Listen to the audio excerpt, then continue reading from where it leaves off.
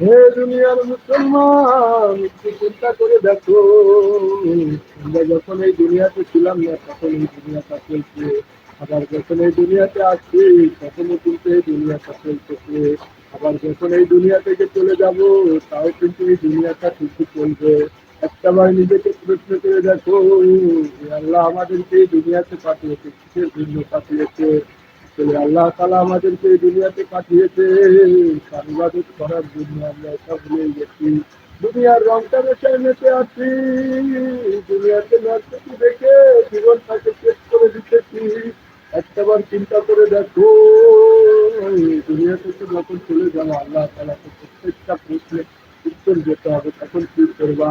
আল্লাহ তাআলা যখন বলবে এই দুনিয়াতে তোমাকে কি না দিচ্ছি, সব কিছু দিয়েছি, চোখ দিয়েছি দেখার জন্য, মুখ দিয়েছি কথা বলার জন্য, মুখ দিয়েছি কথা বলার জন্য, হাত দিয়েছি কাজ করার জন্য, পা দিয়েছি হাঁটার জন্য, সব কিছুই তো ভেদ করে মা।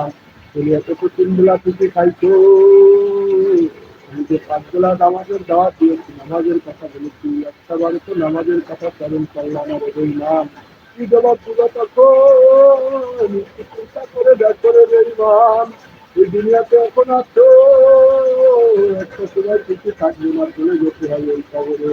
এই দুনিয়ার মানুষ, কত ভালোবাসার মানুষ আছে এই দুনিয়াতে, কেউ কিন্তু মনে রাখবে না। আজকে যখন তুমি এই দুনিয়া থেকে চলে যাবে, তাকে কিন্তু সবাই তোমাকে ভুলে যাবে।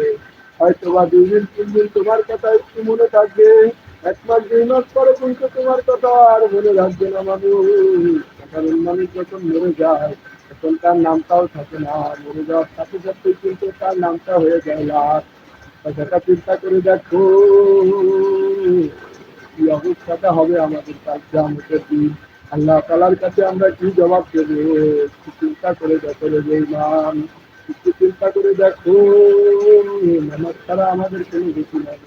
অথচ নামাজ যদি আমরা পড়ি ঠিক মতো, দুনিয়াতেও শান্তি পাবো, আখিরাতেও শান্তি পাবো, সকালে ঠিক না দেখি।